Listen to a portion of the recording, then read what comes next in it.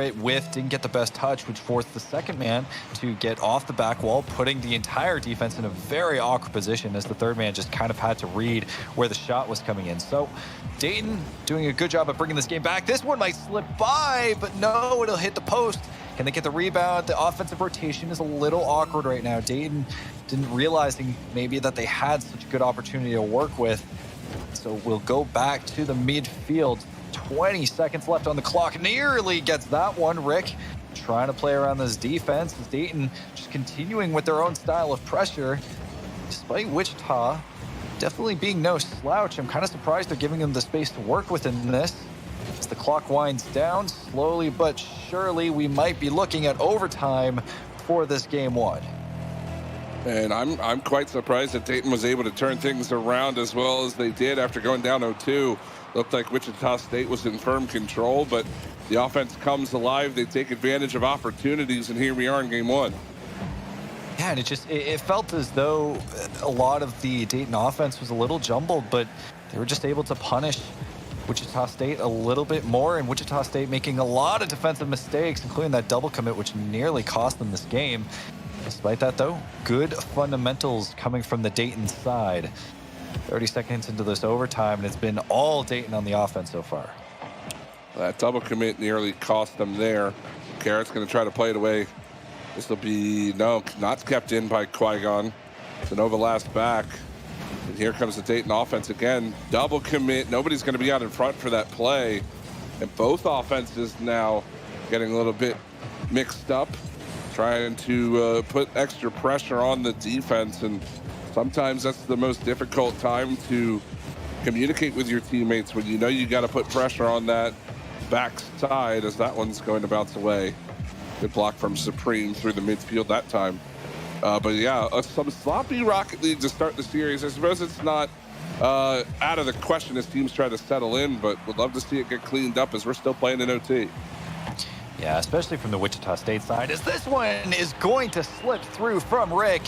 What is this defensive rotation from Wichita State? They just look so confused over this ball. Swan Dog not able to get that touch, and unfortunately, Wichita State pays for it with a full game as Dayton take game one. Well, on that play, really the main issue there, you know, of course, Swan Dog with the misread on the back row doesn't get that touch, and you have a player rotating around trying to play that into the corner. If you're Zenova in that situation, the only thing on your mind is possessing the ball, keeping yourself between it and the goal, and you know, going for a 50 and potentially winning that purely to buy time for your team to rotate around.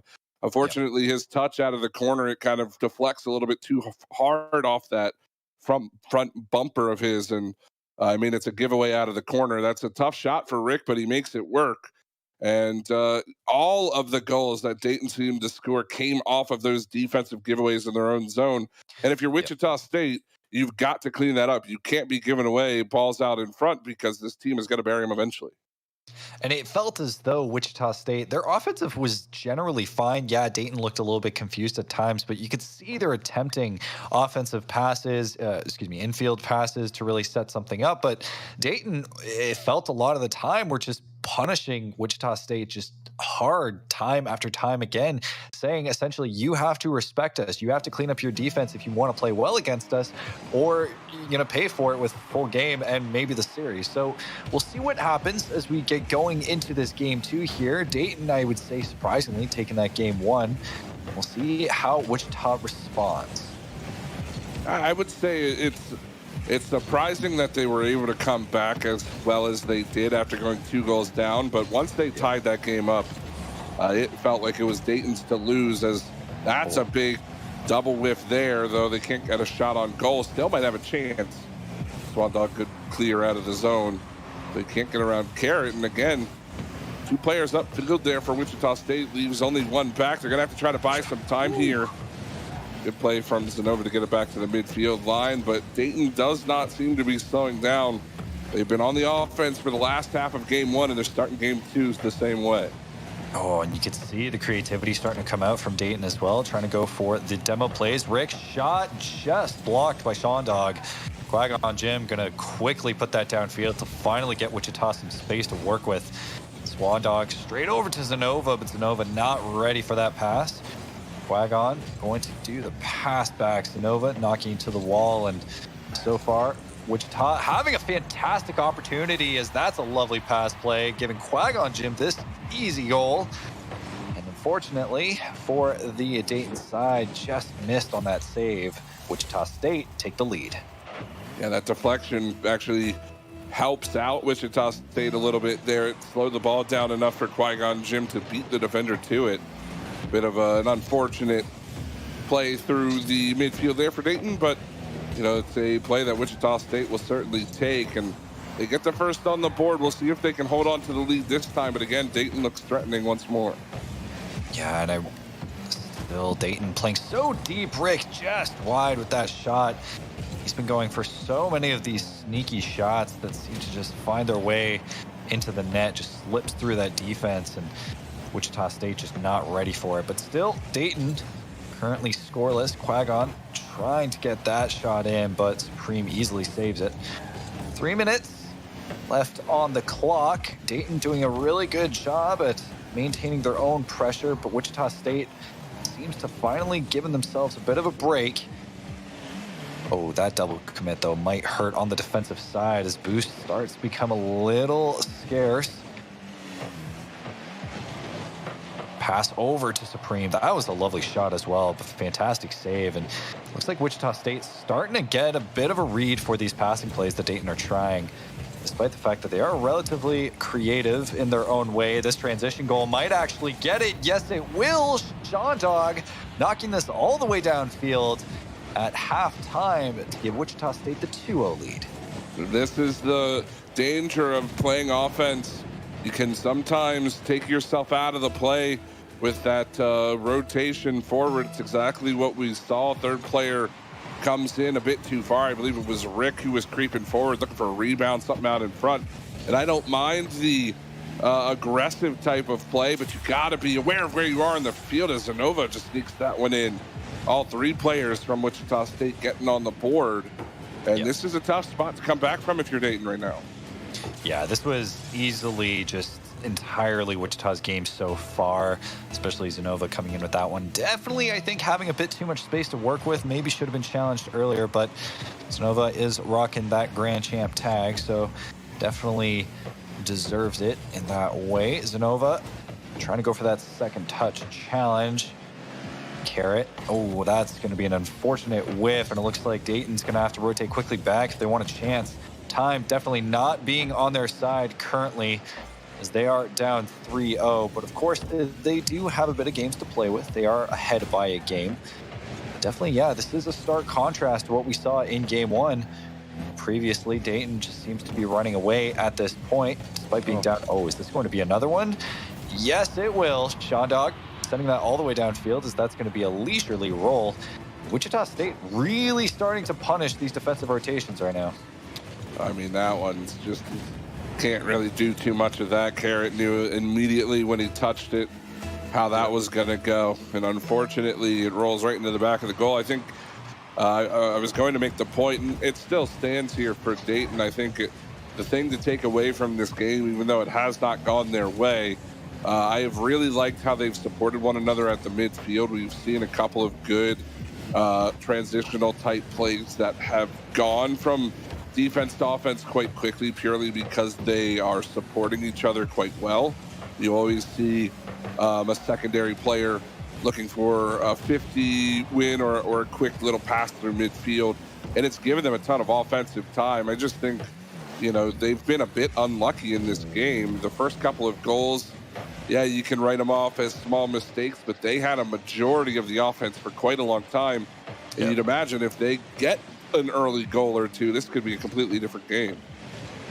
Yeah, and I think definitely they are very much momentum-based right now. If they can get going with their offensive scheme and get those very, very tight offensive passes that they were attempting earlier, it's Qui-Gon going to kill that one. Zenova just whiffs it. We have a 2-2 situation here as Dayton will transition into the blue zone. Sean Dog want to put it in the corner, and look at that. Dayton 3-man up so deep as Carrot going to have to run back to get that transition. And clock wind down. Wichita State looks like they'll be running away with this one to tie up the series. Dayton wondering what adjustments they're going to make coming into this next game if they can get ahead early. But so far, this one looked a bit like a wash. Well, I certainly recommend if I'm in the Dayton comms right now, heading into game number 3, I definitely push the aggressive play early on. Liked what I saw out of their offense.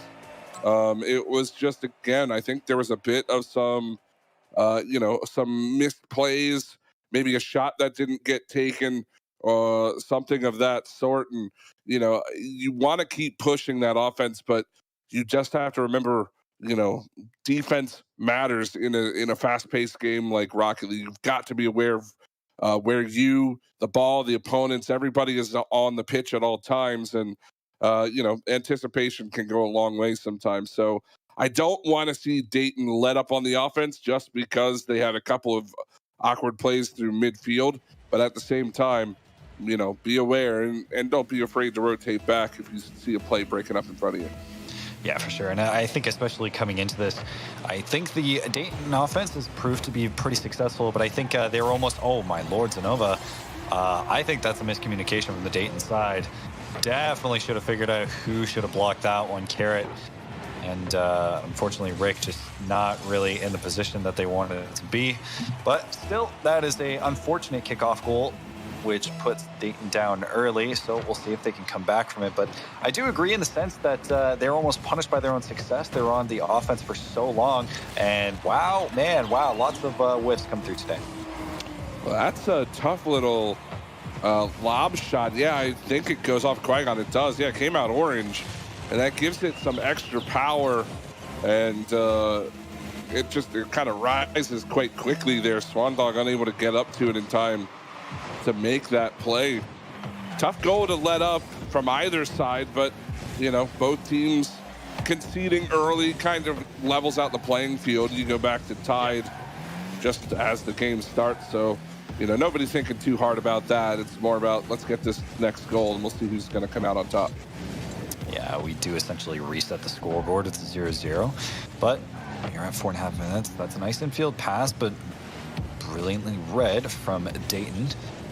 Looks like we're seeing a lot more aerial passing plays. That's going to lob over. Rick just barely getting a touch on that, and Dayton going to scramble to get that out of their zone. And we're starting to see the Wichita offense really warm up here with some proper passing plays.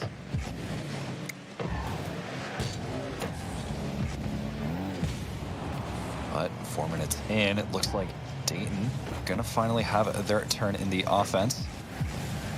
So far, is this going to be another transition one off the post? And Zanova, he's right there, but still Dayton gets it out of their zone. Great stuff, being calm and collected under that pressure. Zanova definitely probably should have got that one, but we're not going to badger him too hard for it, as he might have another opportunity here. Wichita State going to back off, try and reset their offense, as Qui-Gon will challenge actually fantastically in the midfield. And so far, Dayton very much of a reverse so far of games 1 and 2, where I think so far they've generally been on the defense this game. Yeah, it's been good keeping control here from Wichita State. They've been a little bit slow to jumping on some of the rebounds and things like that. However, they've done a great job of making sure that Dayton hasn't really gotten any kind of offense underneath them, as that's a nice little play. That's exactly what they were looking for. They're looking for these setup plays. They're not looking for these rebound type opportunities. And finally, they hit one nice pass from, I believe that was Swan Dog over to Zanova, and it's 2-0 or 2-1, sorry. Yeah, and like we mentioned before, Wichita State, one of the winning conditions coming into this series that after game 1, was they just need to clean up their play a little bit. They need to clean up their defense and really kind of get going on the offense and do what they're good at, which is, essentially passing plays in the infield. And that's what they've been doing. These aerial passes have been phenomenal, as clearly shown there. But Zanova, we're going to lob that one over. Definitely Dayton, unfortunate save attempt there. But Wichita State at the halfway point, starting to run away with this one once again. It's a hat trick for Zanova as we approach halftime. here in this game, and that's another, just an unfortunate giveaway out of the corner. Zanova all over that one. You got to love his positioning on the field. He's been ready to make the most of opportunities, and that's really the main reason why Wichita State even out to this 3-1 lead. He might even have another chance here. That bump was great on Carrot on the backside, and Zanova ready to pounce once more, make it 4 goals on 6 shots. Yeah, this is a fantastic bump from Qui-Gon too. And as soon as you see it, you're like, all right, well, you have to have someone to follow up on that. And they do. Wichita State lead with 4-1 at the halfway clock. And Dayton just kind of look a little bit out of it. It looks like the Wichita State, they're just finding their form. Is Rick going to save that one high? So far, Wichita State finding their form, doing a fantastic job at just maintaining their pressure, challenging in the midfield, and getting essentially all of the offensive control in the blue half. So far, Dayton just not doing a fantastic job at getting out of their zone. Zanova going to knock that back once again. Not a great touch, though, coming from Carrot, who's going to knock it to the left side, or right side if you're on the orange side. Excuse me. Zanova knocking that into the corner. Demo starting to come through from the Dayton side. Might actually be a good adjustment if they can make it work. Demo the back line, maybe. Focus on freeing up some room for your team so you can actually get an offensive attempt going. Because clearly, as it's going right now, not much is working out for them. They still, with 1:20 left to go, have not put up a shot in this game.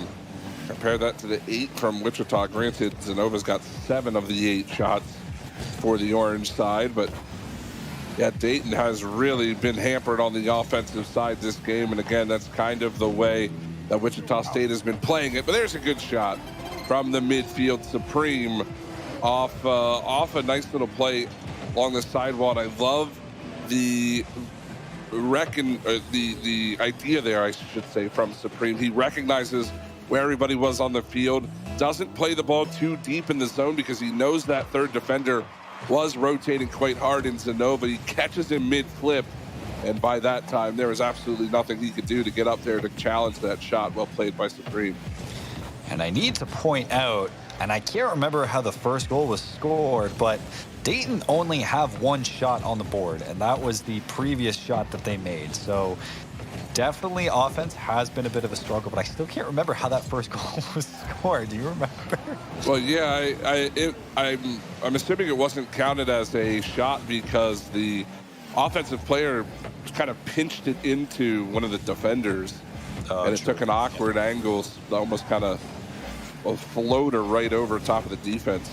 So I'm assuming the game just considered it an own goal from where he was. Makes sense. But yeah, it's not often you see, well, now they have an extra shot on the board. It's not often you see a team with more goals than shots, but I mean, that's just kind of the game it's been for Dayton. They mustered 2 official shots. They scored 2 goals, which is great. They're taking advantage of opportunities, but the opportunity counter far more in the Wichita favor than Dayton probably wants heading into game 4.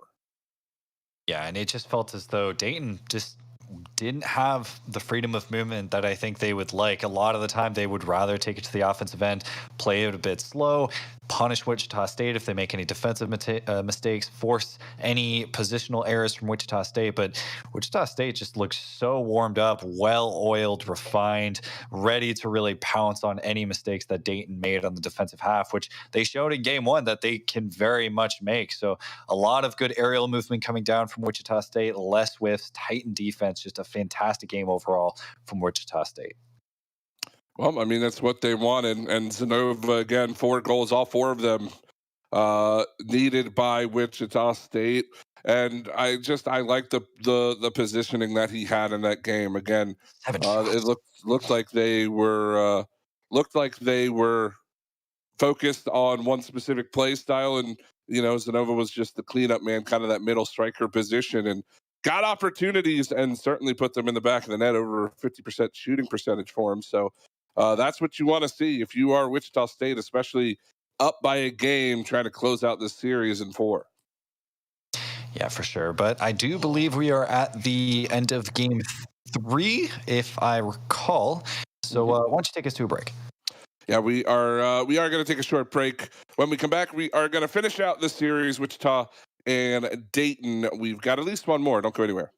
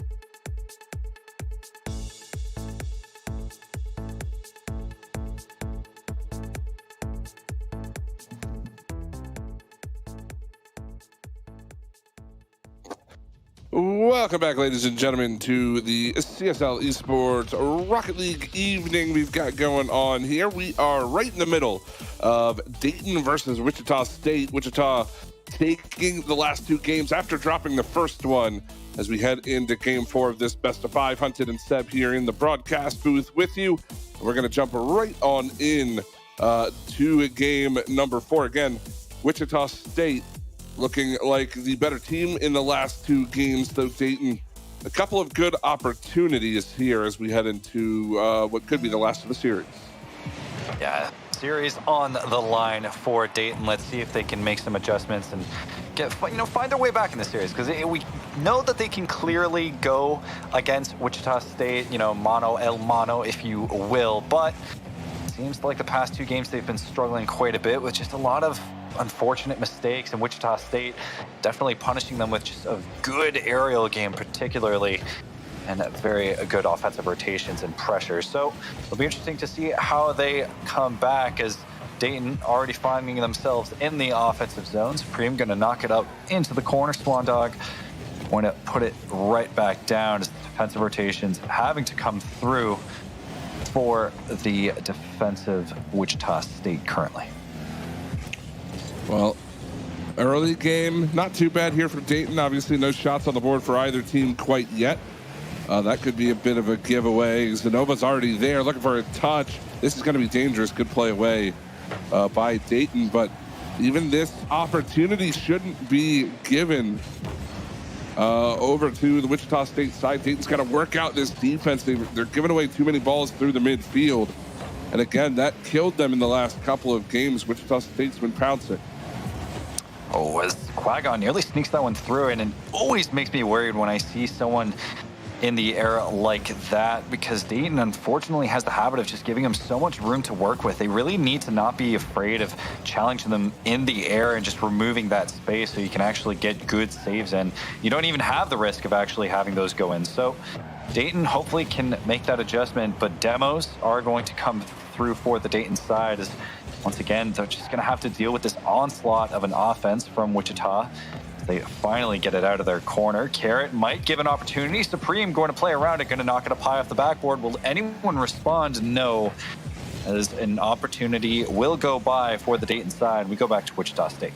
Supreme really needed to put that shot on goal, at least put some pressure on the defense. You saw them give him a lot of space, and he knew he had it.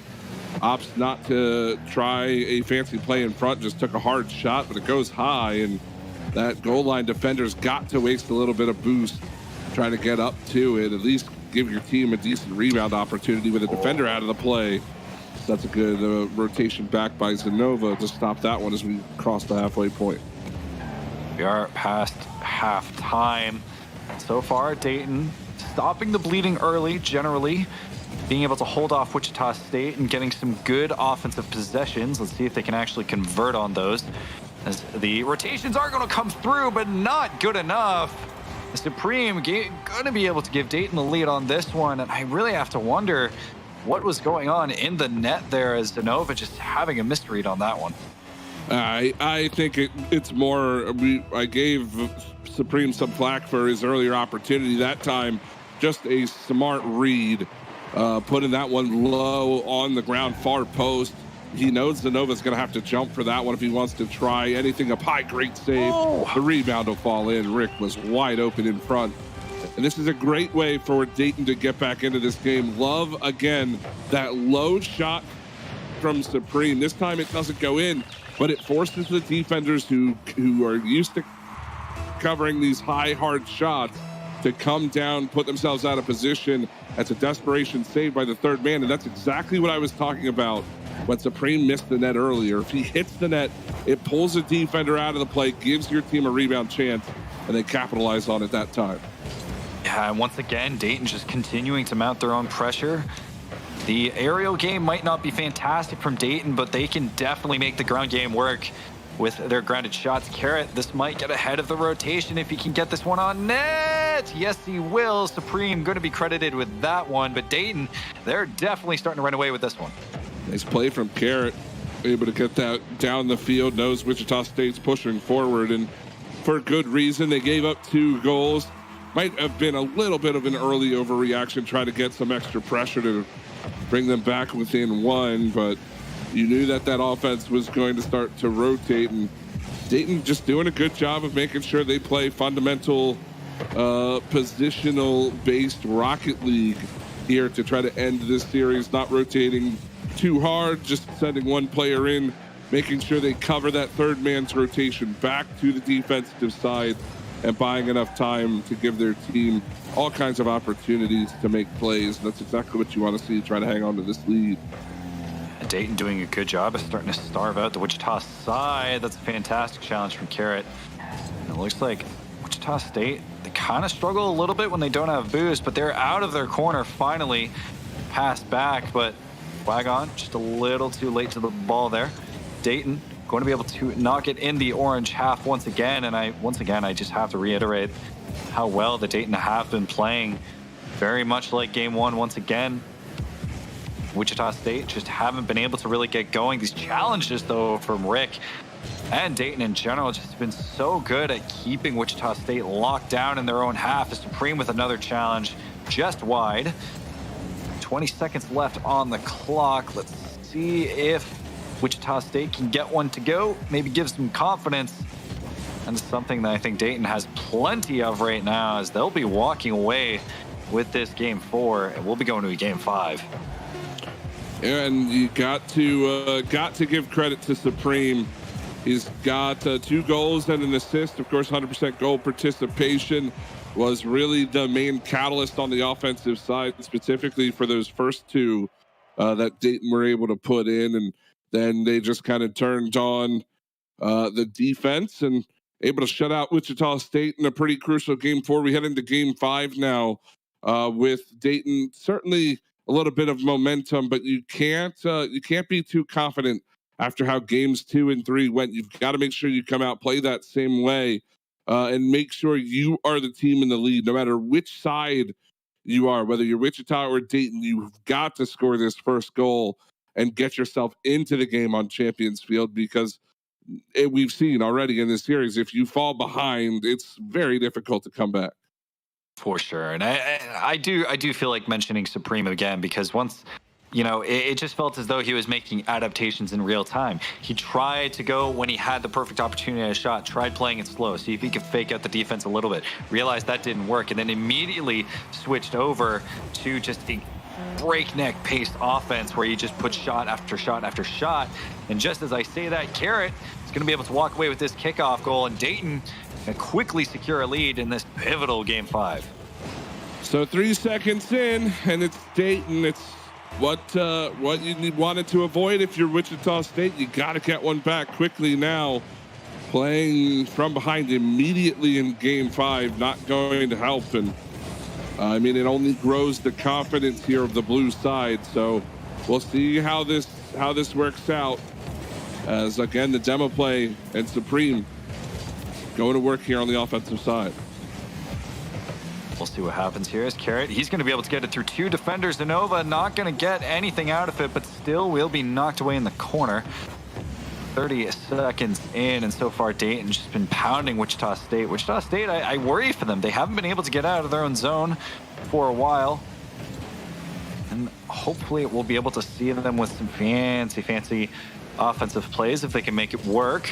Still, Dayton just good fundamental Rocket League, just focusing on good challenges, playing in deep. Pass over to Rick, fantastic shot, but will be a save from Qui-Gon Jim.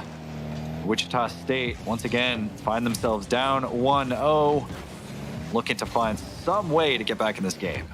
I really love that, recognize the read, I guess, on the play by the Dayton offense. They knew they had space, and they send everybody forward. That third player in, so crucial to try to finish off some of those attacks. Unfortunately, it doesn't go in, but you're keeping Wichita State on the back foot, and that's the biggest thing. If you've got this 1-goal lead, yeah, you want to secure a second, so you're not going to back down from the offense, but you're not allowing Wichita State to build confidence in the midfield. They've only got 1 shot on the board. They haven't really been winning the midfield challenge game so far. and throwing your third man forward to make sure he tries to punish any kind of over-aggressive play, that is going to do wonders for your team's cohesion heading into the second half. Sure is. Zenova attempts to get a shot on target. This might be a double tap, but no, Zenova with a fantastic defensive play there, preventing that double tap from happening. We are approaching the halfway point, but nothing will come of it as Supreme does get credited with the save. Zenova gonna play it slow. Carrot in an awkward position. Zenova will tie up this game for Wichita State. We saw Dayton, there was no double touch, but there was a double commit on the offensive side, and that gave Wichita State a ton of space to work the breakout. Once they got that ball deep in the Dayton zone, it just came down to making sure that the cycle play got going on. And you mentioned it, the third player kind of in a tough spot after a play from the defense sort of breaks down, and that's a slow roller that crosses the line for Wichita State. Now Dayton all of a sudden back in a position of being level, and no more can you sit back and play some defense. You've got to get at least another one. Yeah, definitely Dayton can't afford to take it easy right now. They have to keep going. Supreme, fantastic pass, but even a better save from Qui-Gon. Looks like we'll be on the defensive rotation here. Let's see if they can make it happen. No, Wichita State, they're continuously getting more opportunities, though. This is very different from the first half of this game, where it just felt as though they were locked into their own half. Dayton struggling with keeping it into the orange half. At this point, I think they just want to continue to force Wichita State, spend some more resources so they can get a quick transition going. But I don't know if that's particularly what they're good at. They just need to continue to pound over Zenova with a great read. That one nearly snuck through. A fantastic attempt from, Supreme off the ceiling with an absolutely sick shot. Fantastic stuff to give Dayton the lead. And sometimes you just got to do it yourself. He gets just enough of it with that ceiling flip reset. And Wichita State, the defense can't come up with the save.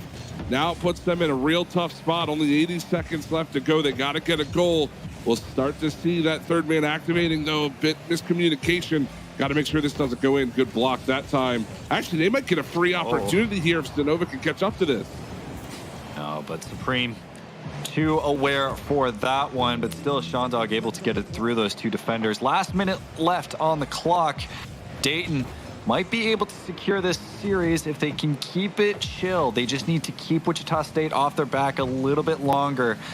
Tighten up their defense a little bit. Zenova having to rotate back. That is a missed challenge, though. This might give another opportunity. Rick doesn't get the shot. He unfortunately whiffs it. Qui-Gon gonna put a shot off in transition off the backboard. Rick will knock it downfield. Near scare for both these teams as 30 seconds left on the clock. It looks like this might be the last opportunity for Wichita State to walk away with this series. Of course, if they lose, they will go down to a 6-3 record. But if Dayton win, they'll be passing that 50% threshold and be going to, what? Oh no! What a blunder! Yeah, I mean, this is just Qui-Gon Jinn. Good work out of the corner, and Supreme not at the angle he needs to be to secure that near post. He's unable to seal it up, and Zenova throws himself into that. Looked like a last-ditch effort from Wichita State, more looking for a rebound than anything else, but it goes in, and that's going to be overtime now in Game 5. Next goal wins it all. Dayton, I imagine, kicking themselves for that one. But Rick, he might have a perfect opportunity here. Can he get the flick over? No, he won't. Still, Dayton going to focus on their pressure here. Gets around two defenders. Carrot coming in quick. The intensity from Dayton just so palpable right now. Carrot having a full tank of gas to work with, as well as it seems as though we've come back to the earlier form of this game where it's all Dayton offense. This could be dangerous. They've got to hustle back here. I mean, you can play as much offense as you like, but again, this is Game 5 overtime. You cannot push yourself too far down the field. Got to make sure you're playing safe. Don't forget the defense, and Nova nearly ended the game right there. Oh, but this might end up. Oh, but the pinch out. This might actually make it work if Sonova will knock it back to the blue half. Quag on, trying to get the redirect attempt. Carrot gonna knock it downfield. Might be an awkward position for the third man. Bump attempt, nothing gonna come out of it. You're a minute into this overtime. Both teams having decent opportunities to work with. Shot from Supreme, but saved. Carrot keeping in the orange half. Rick gonna come in. Swan Dog with the save. Fantastic stuff from him. Rick had so much net to shoot at too. You know, it's unfortunate. He played it right into Swan Dog. Was just trying to get that shot off quickly. And unfortunately, the save is made, but it keeps Wichita State in this game. Both teams are trying to push through. It's like a tug of war at the midfield right now. And the next team to win it is going to find a lot of offensive opportunity. Oh, man, but you can see the defense scrambling right now from the Dayton side.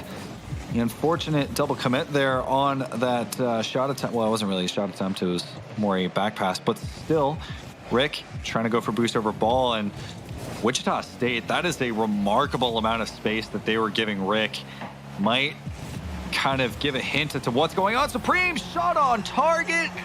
Dayton will walk away with this series, and they will move on to 5-4 in CSL. Wow. Two players, all three players really on the line. Nobody covering the far side of the goal, though. And Supreme just beats them to the far post. That's not a shot that you want to see go in from Wichita State. They had some good defensive plays there in that overtime, but ultimately it's just shot after shot that Dayton put up. I'm looking at the total 16 shots there for the Flyers in that game 5. And, you know, sometimes that's all it takes. Sometimes you just throw the ball on goal and you never know what's going to happen. I don't think Supreme was necessarily expecting that ball to go in, but the Wichita State defense don't space themselves out enough. And hey, you get it to the net, good things happen, and that's exactly what did there for Supreme. Just very much. It wasn't quality shots, but it was the fact that they were able to just throw so many shots and just fool the spacing of the Wichita State defense over and over again that just won them the series in the end. So fantastic stuff from Dayton, University of Dayton, and Supreme in particular, because it felt like he was the absolute scorer of the series. He just went off in all the games that mattered to Dayton, and the adjustments that he was making on the fly to really break the Wichita State defense just very much showed how good of a player he is.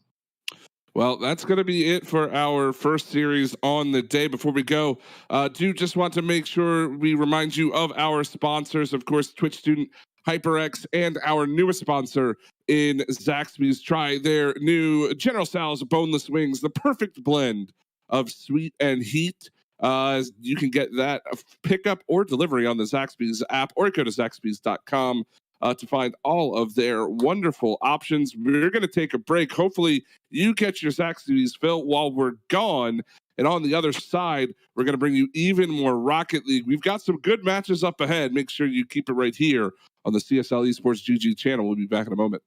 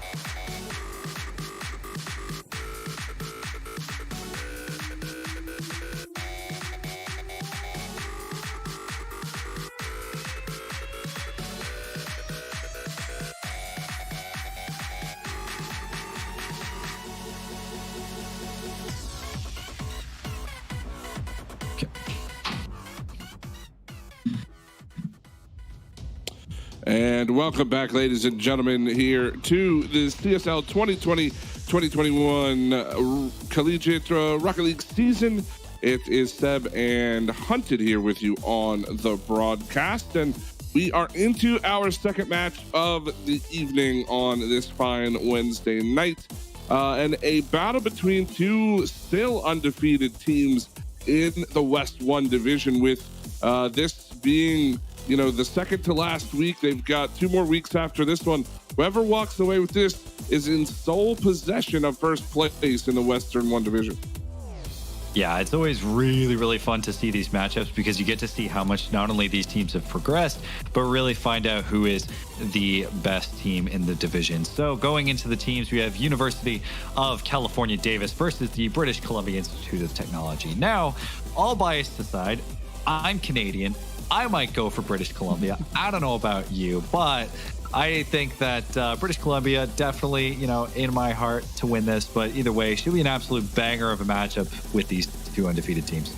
Yeah, and both are looking for, obviously, that first place spot to be theirs alone, to stay undefeated, again, as we head in towards these final weeks. And we haven't seen either of these two teams on broadcast so far this season, if I remember correctly. I know that I have definitely gotten my fill of BCIT in previous CSL seasons, and looks like they are replicating their success heading into this one. So I'm looking forward to it. I think that they have a pretty good chance, but UC Davis, obviously, same division and same record, and looks like they are certainly here and ready to play.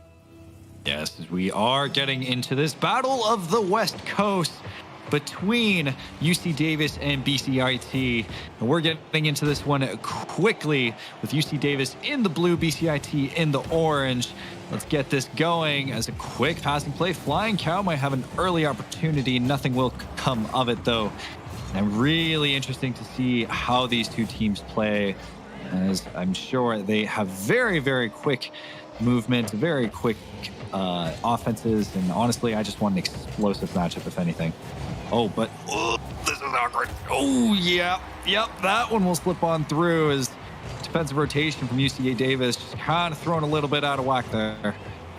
Yeah, that's a tough play, trying to keep that in near post. The touch is not great. They weren't played with any kind of force. They just kept that dangerously near post. That's an awkward kickoff.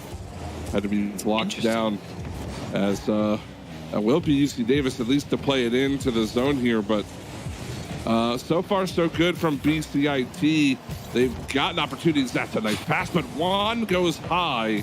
Needed to convert on that one. It should be 2-0. It will be, as the rebound eventually falls in.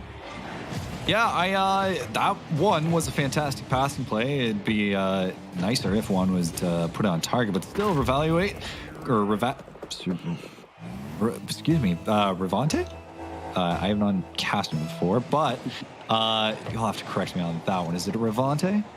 That's a new name to this lineup for me. I that's how I would pronounce it. But yeah. I think my brain totally read it as Revaluate, but still Revante going to be able to score that one fantastically with a very nice lob shot that UC Davis just unfortunately wasn't ready for. And you can see BCIT really coming out early with this offense as skipped, going to go up high, nearly getting that bounce goal as well, but not going to get it. UC Davis trying to keep the pressure up in the midfield with pretty slow, leisurely play, but Juan playing it deep with that transition too, as BCIT will take a 3-0 lead.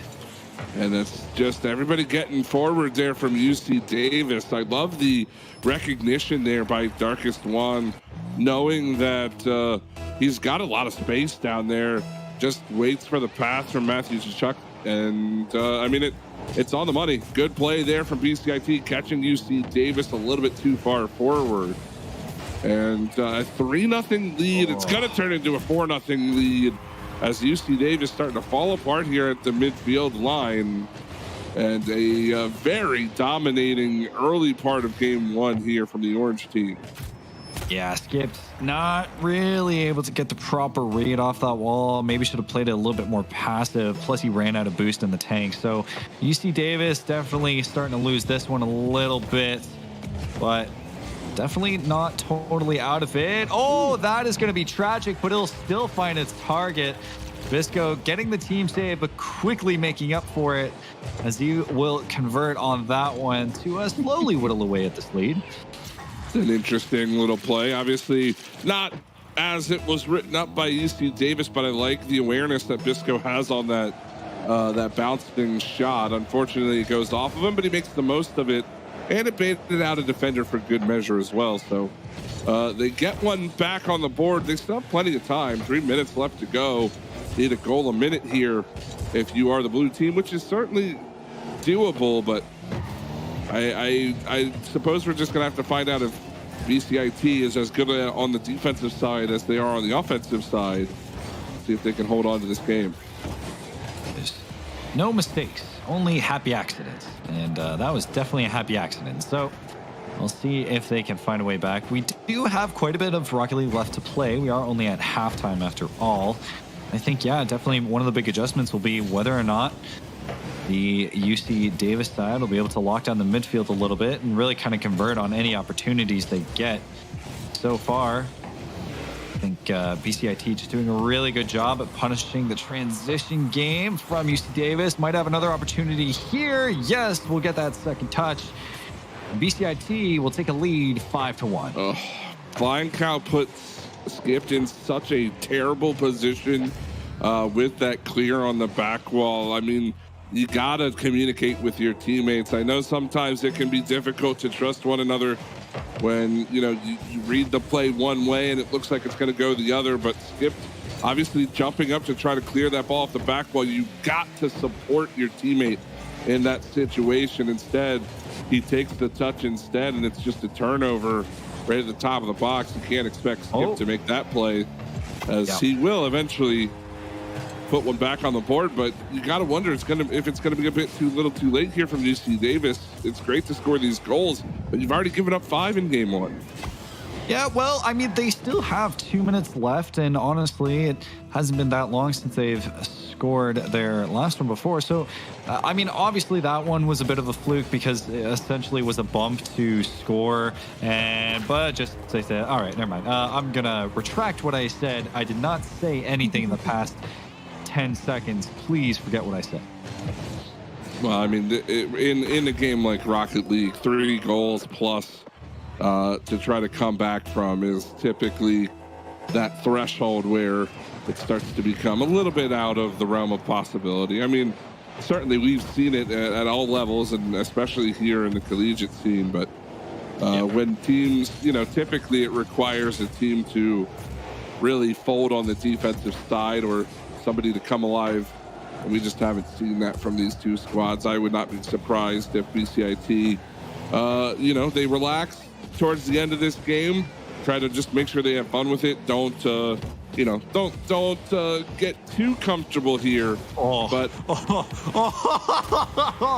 no! Oh, that's disgusting. Dankiest one. Look at that fake, and then he just muscles in through with the help of Skipped as well. This is just, that's so gross. It's a 7th goal on the board for BCIT. So, I mean, this is a tough game for UC Davis. They're going to have to certainly change something up and try to get some more offense brewing heading into game number 2. But you got to hope for BCIT that you didn't score all of your goals in game 1. Got to make sure that you can replicate this success you've had heading into the second.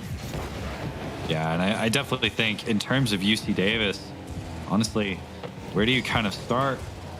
A lot of it came down to midfield control, transition game in particular. BCIT was just able to punish UC Davis so hard on any rotational mistakes that they were making, but kind of, I think, just communication on the defensive end from UC Davis might do them wonders, as BCIT clearly know how to set up an offensive play. Fantastic passing, fantastic backboard touches, etc. But UC Davis, don't really know how to read it or how to react to it if it occurs, excuse me. And they're getting punished for it as BCIT will walk away with this game one with relative ease. And yeah, UC Davis, after this game one, looking a little bit like they're in trouble. Yeah, I mean, UC Davis in trouble, certainly, heading into game two. But the beauty of Rocket League is now, no matter what the scoreline in game one, game two will always start with 5 minutes on the clock, no score on the board. Yeah. And, hopefully they got it out of their system. I'm not sure if we'll see any car changes, anything like that from the Blues side. But yeah, I mean, giving up 7 goals in the first game, I think is obviously not what they wanted to do. And I'm sure they have some kind of plan of attack to at least secure the defense a little bit more and try to get back into the series.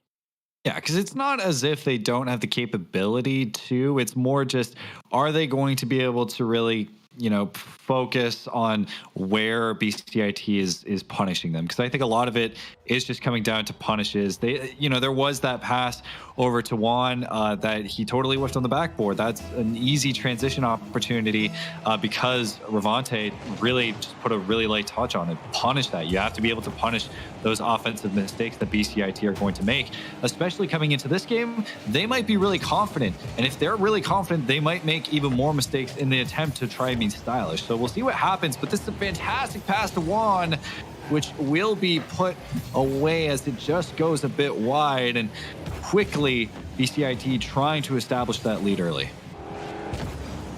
That's a couple of times we've seen a couple of nice passes that wind up not on goal for BCIT.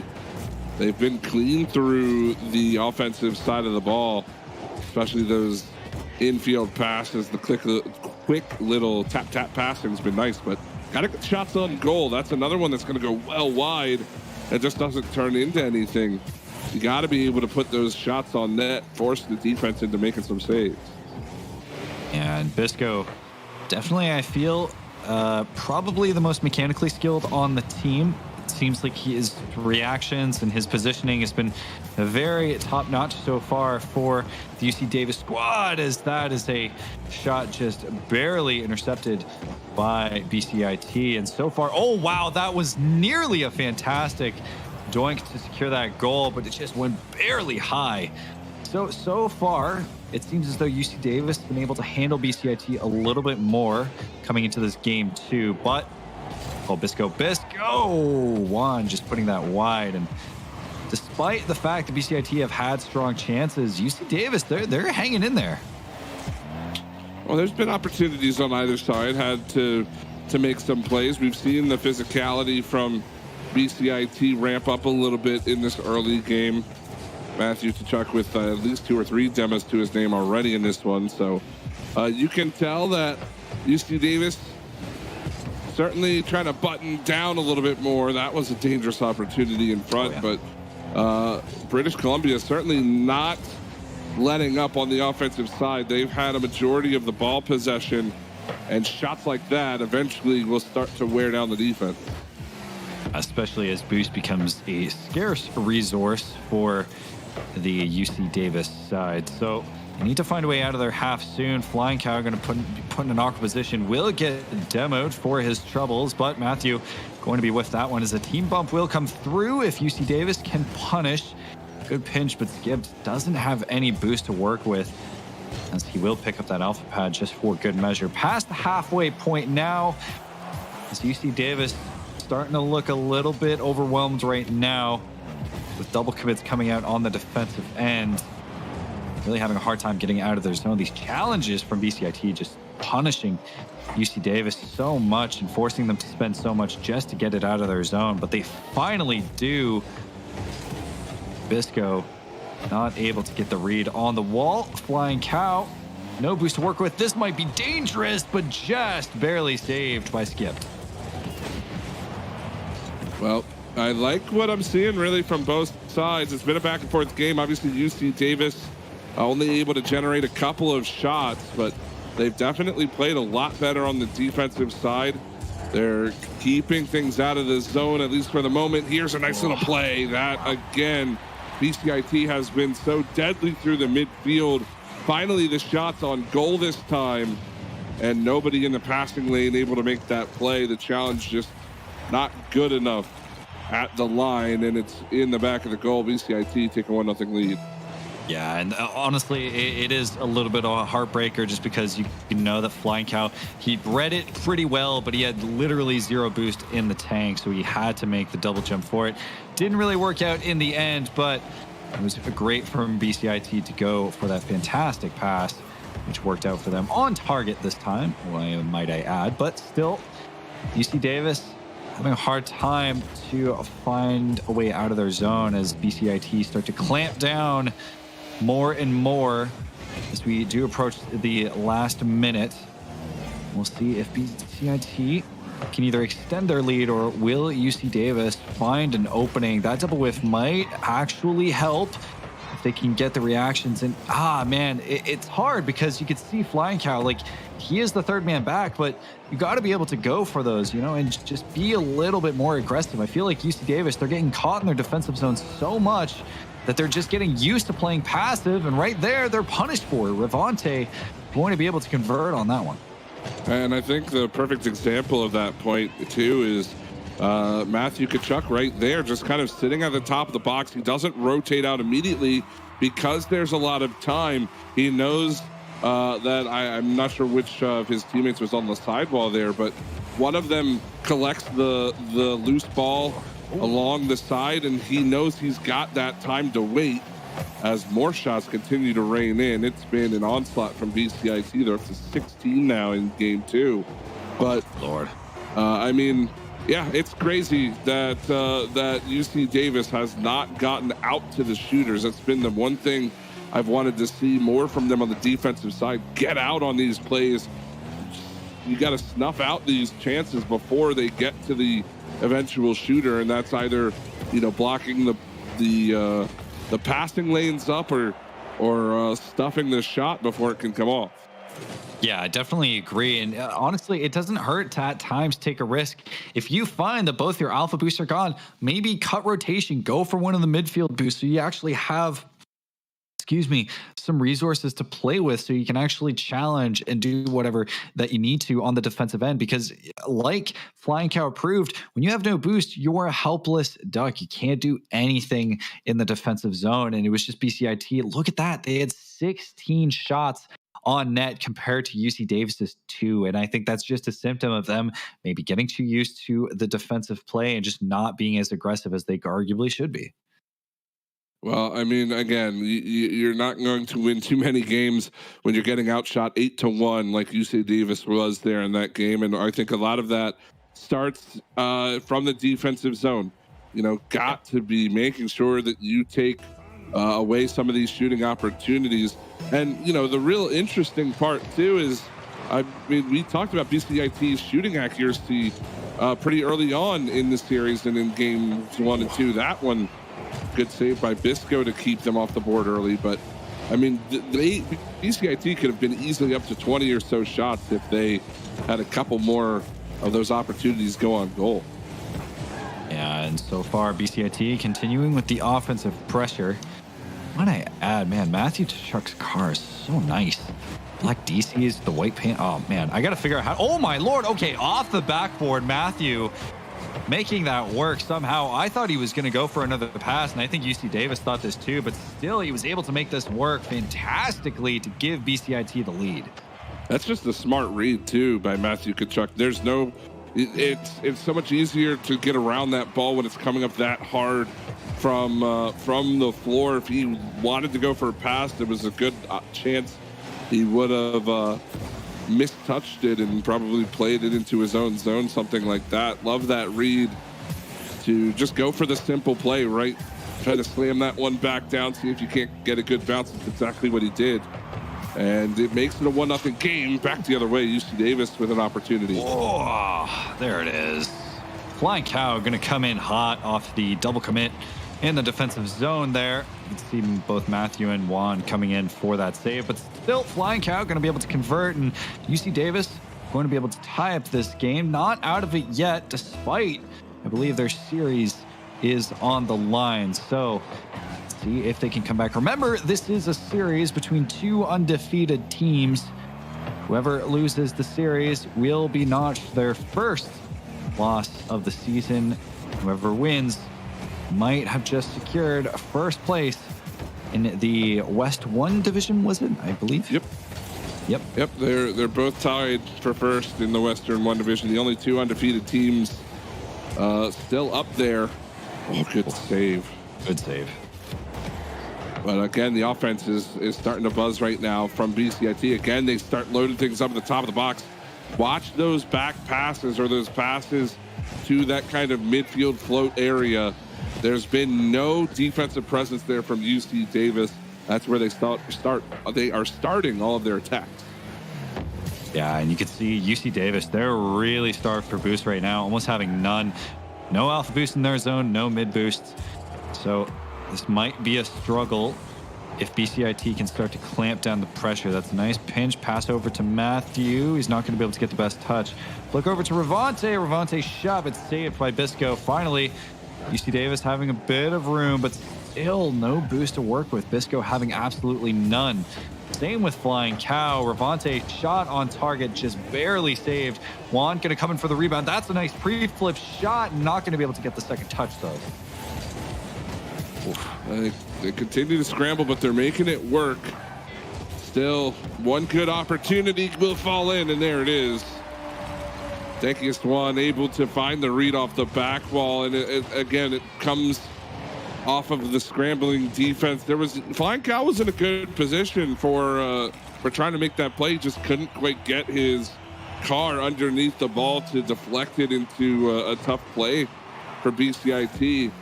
And you've got to give credit to the offense. Continue that pressure, and eventually it'll turn out for you. I was actually watching their boost, and by the end they had 2 members with 0 boost and 1 with 16. So definitely boost management starting to become a bit of a struggle as BCIT, maybe not actively. I don't know. I haven't been watching the alpha pads particularly intently, but either way, UC Davis just really struggling with that boost game. Flying Cow in the offensive zone, trying to do it himself. Doesn't get anything out of it. Maybe he can actually hear. This is fantastic. Flying Cow going to be the hero and tie up this game. I mean, this is just a big miscommunication there. Looked like Revante wanted to rotate back. Maybe was thinking that was going to be a pass across the way, and both players kind of flipping into that one. And once you're already mid-flip, there's no really going back from it. And unfortunately, they run into one another, and that's just a goal that they're going to have to try to come back from. Good save by Bisco, but the rebound's juicy, just high. Thank you, Swan. Can't get that one to go. Unfortunately, my girlfriend's trying to feed me cottage cheese, and I don't like cottage cheese. I'm not a big cottage cheese guy, but minute left on the clock here, and yeah, UC Davis really bringing it back here, trying to bring it back to BCIT, and I'm surprised that BCIT, despite the game 1 and 2 performance, Dankus Juan going into the net there, and it looks like BCIT, they're really trying to fish deep for these transition goals. Possibly one of the only things they can really do right now, as UC Davis starting to mount their pressure quite a bit more. Demo will come through. This might lead something smart if they can play it intelligently, but that is a fantastic demo from Bisco. Will diffuse the offensive pressure a little bit. And I think that's exactly what UC Davis needs coming into the last 40 seconds of this game. Well, will we see our first ever time of the series? I don't think BCIT would be too happy with it, with how their offense has been working. Again, they're in the double-digit shot category, 4 shots apiece. Do that math, and it's 12 shots total for the team. So, I mean, they've been out shooting UC Davis, but the opportunities just haven't quite fallen in. And I mean, this is a good chance, but great block there. Bisco, 5 saves in this game alone. Oh yeah, we're getting a bit into ball chasey territory right now. Dangus Juan, he's not going to be able to get that shot despite the flip reset. Okay. But this might actually work. Bisco's going to get the flick. 0. Second goal for Bisco. And UC Davis stay alive. And I mean, I'm not sure what happened to BCIT there. Maybe overcommitting, thinking they had that goal on the line. It was a big save by Skipped. But for some reason, there was just nobody home for BCIT. And again, you look at the shots as we end game number 3 here. It's well in favor, 13-5 in favor of the orange side, but you know, all of those shots just never really turned into great scoring opportunities. Bisco with 5 saves in that game, 9 total for his team. And honestly, when I was watching that last play, it was something like, it's probably going to touch the ground. But then once you see Bisco actually get control of it, you realize, oh, all 3 members of BCIT are in the blue half. They can definitely do this, and they're making it look easy. That was the most like lack of pressure 0-second goal I've ever seen, because it felt like BCIT gave up on the ball, realized, oh wait, they have the ball, and then they lose. So BCIT unfortunately dropped the ball on that one, no pun intended. But but UC Davis, they're going to walk away with that game 3, and yeah, they're going to stay alive in this series. Fantastic stuff. Well, we need to hit pause here on this series to go to a break, but there is no reason for you to hit pause, as you can order Zaxby's famous chicken sandwiches and salads for pickup and delivery on the Zaxby's app or at Zaxby's.com. And Seb, as far as I'm aware, and granted, I haven't, I need to call the store and make sure to double check. I don't think they have any cottage cheese at all on the premises. So you're not going to have to worry about anybody trying to force feed you cottage cheese. Make sure you visit Zaxby's. We'll be back here in just a minute.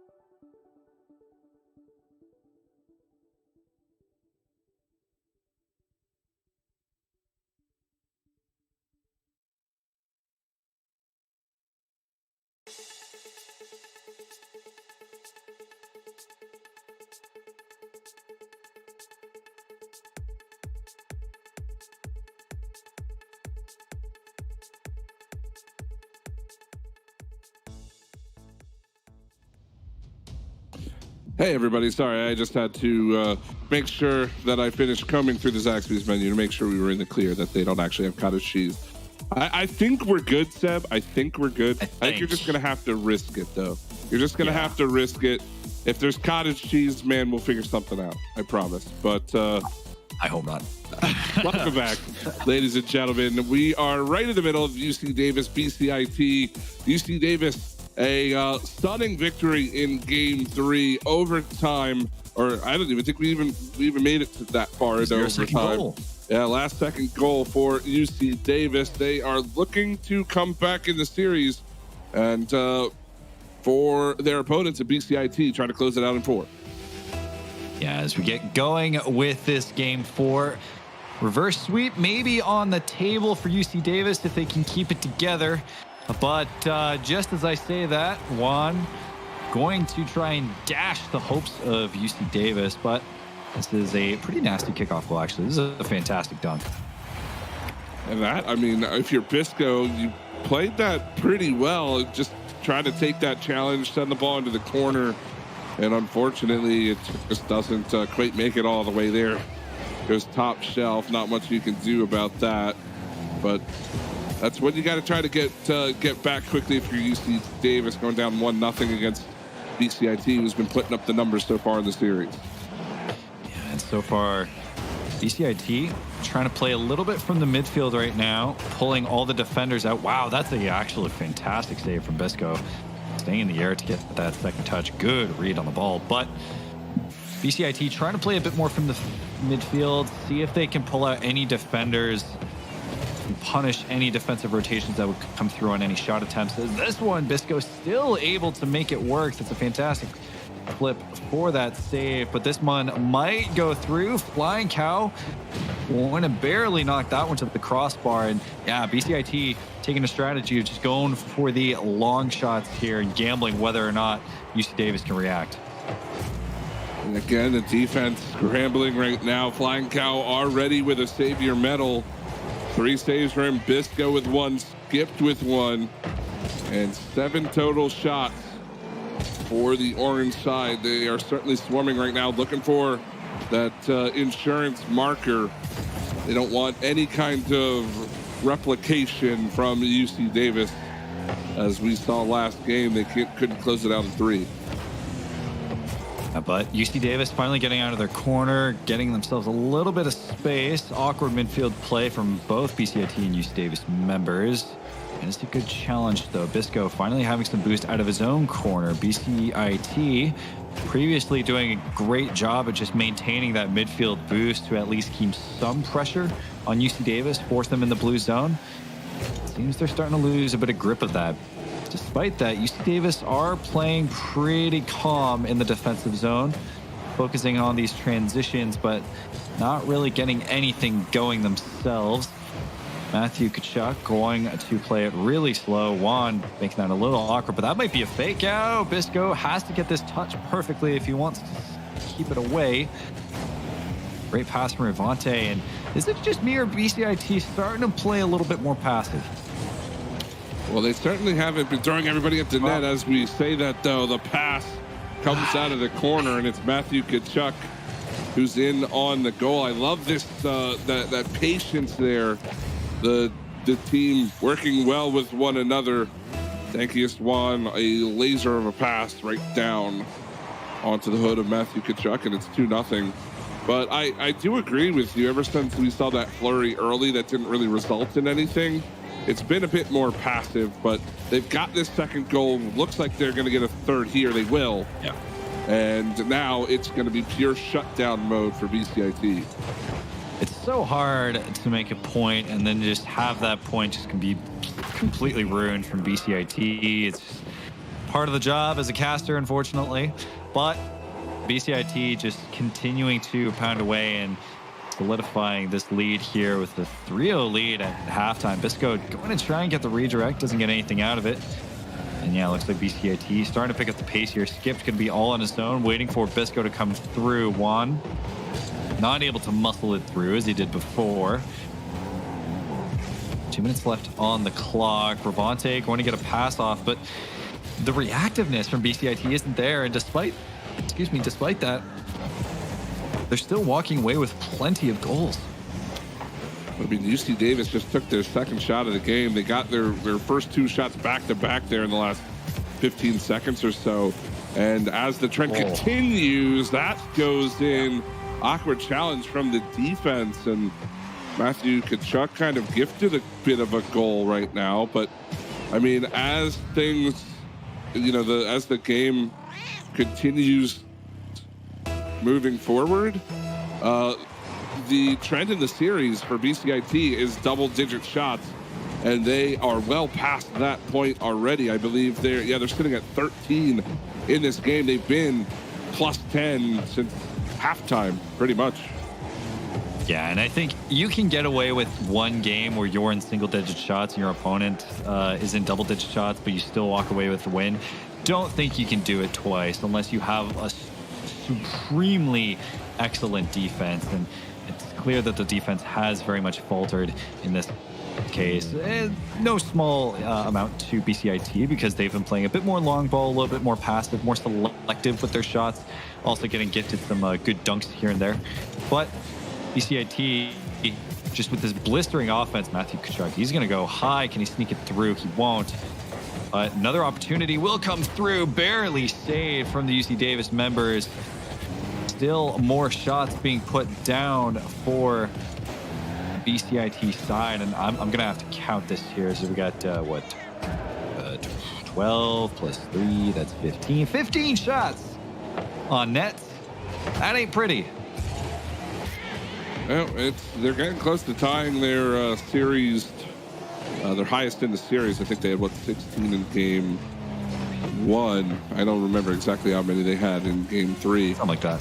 There's another one. And yeah, I mean, this has been a return to form after last game. I certainly thought we didn't see everything BCIT had to offer in game 3 after how the first 2 games went. And they took care of business. They didn't let UC Davis really come back in this series. They gave them a game and then just stepped up and said, it's time for us to end this one. And they're going to stay undefeated on the season. Yep, they brought out the paddle and shut the door, if you will, and essentially walked away with that series in a very dominant fashion despite dropping a game. But still, I mean, BCIT, like, that offense is just absolutely brutal. I am surprised that UC Davis were able to stay in it as long as they did in certain games, especially that game 3. But once it came to BCIT being threatened in any way, they just immediately shut it down and was like, you know what? No, we're gonna wipe our hands with this one and just leave it. So shout outs to BCIT. They will remain undefeated and I believe walk away with the number 1 position in West Division 1. Yep, they secure that, and we have some highlights for you to check out from that series as well. And I'm sure this highlight reel will likely be quite a long one, considering how many goals BCIT were able to put on the board throughout these games. I mean, it's hard for us to break down all of them, but I mean, certainly with how this team played, they came out with fire. And I think they kind of caught UC Davis off guard a little bit with how that first game went, right? I think it was 7-2, the final score. Yeah, it's 7-2 game. And really just, it never felt like UC Davis ever looked comfortable. Even in that game 3 win, it always felt like BCIT was just on the edge to take the game. Yeah, and honestly, just UC Davis, they were at times able to make it close, and I think they had the capability to really do stuff, but I think BCIT were just, at the end of the day, they were able to make it work so much better. Their offense was quicker, their offense was more reactive, more adaptable in particular, and just were much more quick to punish the mistakes from UC Davis. But I think UC Davis, there is a lot of room for improvement. I think they have the mechanics there that can really do a lot to improve their play. I think Bisco is phenomenal mechanically. Just needs to really tighten up how they play the game. And BCIT, like, they're a phenomenal team at the end of the day. So you can only do so much against them. But the fact that they were able to take a game in the first place, like, it is, I guess, a testament to the resilience because of how many shots they put on net. Well, folks, we're going to take a short break to bring you the third series. While we do that, Make sure you download the Zaxby's app if you haven't done so already. Take a look at their fine selection of products. And after you do that, time will have advanced forward and we will be back on your screens at home. So one more series for us tonight. Stick around. We'll be back in just a moment.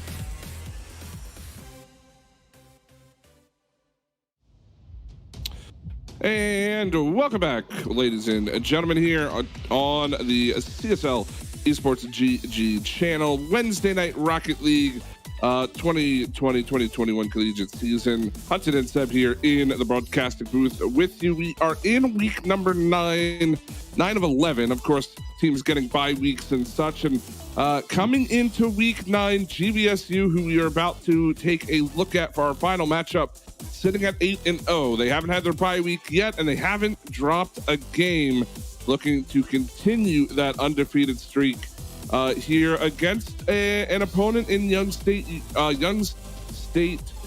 Is that right? Young State yes. University. I remember we casted. Is it Youngstown or is it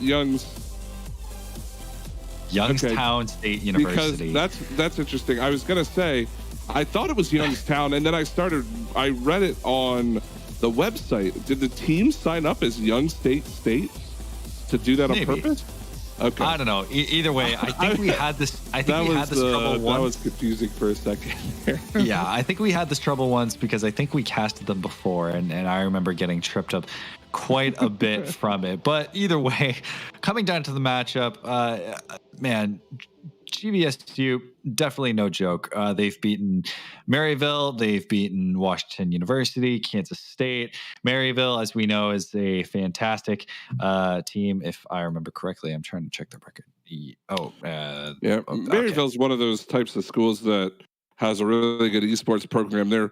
I wouldn't say their Rocket League team specifically has set the world on fire in the collegiate scene as of yet, but I mean, still, it's honestly all of the teams that GVSU have taken down. It's no wonder again why they are sitting at the top with how good of a team they've been able to accumulate over the years. Yeah, and it's one thing, I guess, to beat teams who are lower than you, but it's also to keep that consistency. It's at this point, it's harder and harder to stay undefeated because you're going to be coming up against so many different teams with so many different matchups, and there might be one where you just slip.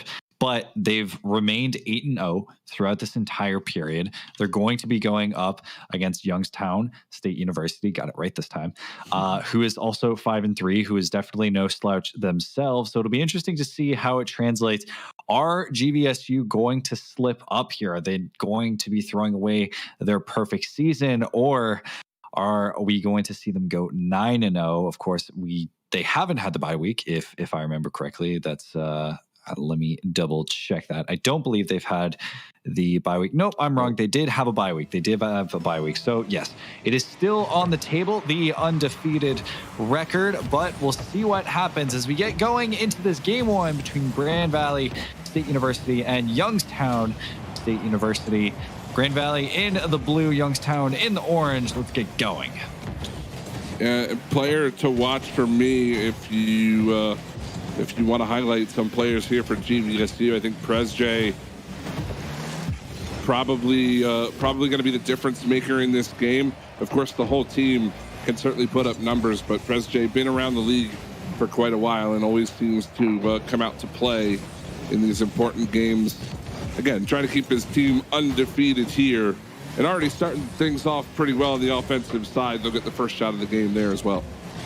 And I do recall, I believe I've casted a couple of these guys in separate leagues, amateur and collegiate otherwise. Lumi coming in so clutch there, but nearly getting that shot just high. And so far, Youngstown doing everything they can to keep that defensive composure alive, as it just looks like Grand Valley is just a swarm of hornets around them currently. And Youngstown doing everything they can to keep it out of their zone, but they're just trying so hard, and eventually they are going to run out of boost. But Grand Valley not making too much of a concerted effort to boost starve, just trying to play a little stylish right now, going for some high shots.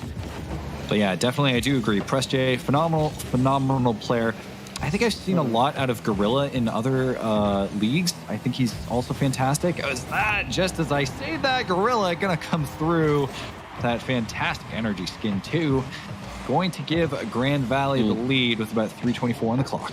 Man, that pass from PresJ out of the corner.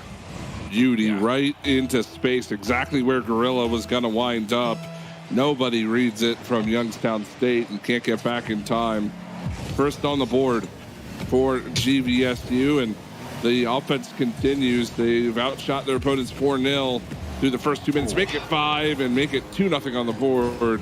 As that's going to be Lumi who will find the second for GVSU. Yeah, straight Butte, dude. Just coming in right there, coming in hot. There's my Canadian accent there for you. If you know any hockey players in Canada, that's usually how it goes, you know? Never mind. Don't worry about that. You'll see what I mean. You know what I mean. Oh, my Lord. Oh, nearly getting that dunk there. I wasn't able to catch the name, but still, oh, man. Grand Valley just throwing so many shots at once, just putting in as much as they can. Man, it's just, I feel bad for Youngstown because you can see they're trying so hard to keep it out. Epic Doc. Actually back pass over, going to keep it out just for a little longer. You can see Grand Valley, they're kind of playing with their food right now. Gorilla going high, going to go for the flip reset, gets the flick over. Not going to score though. Blazing Ginger trying to carry it himself. Alex doesn't have the best opportunity. That is a good bump though from Lumi, but pass over to Lumi, and man, this hurts. This hurts. What a dish here from Presjay. Again with a beautiful pass. I mean, that's right on the money for Lumi to get up to. It's the hard pass as well. No time to react if you're Youngstown State. You've got to respect Presjay's shooting ability from there as well. He opts to go for the pass, but nobody can get there in time. Nice little shot again from Lumi. Is that going to be the hat trick? Oh, it's just on the line. Can't get it to go. Nearly had 3 in this game, did Lumi, and that's going to be a big clear. So Grand Valley not slowing down at all, pushing their lead to 3 with 2:05 to go. Yeah, and I want to point out that we are just past halftime, and Grand Valley have secured 13 shot attempts, netting themselves 3 of those goals. Presjay trying to get this pass off. Oh, that is a nice touch from Alex. Just wide, though, unfortunately. Alex kind of trying to showcase himself as Youngstown's own star player. And unfortunately, it seems he's going to have to put the team on his back here because Grand Valley are going to be running away with this game. Still a minute and a half left, though, so a lot of Rocket League left to play. And I'm only thinking in my head right now of like, oh, Lumi. Oh, Lumi. He's going to come in deep for that one. Fantastic shot here. Just, Grand Valley. They're too good.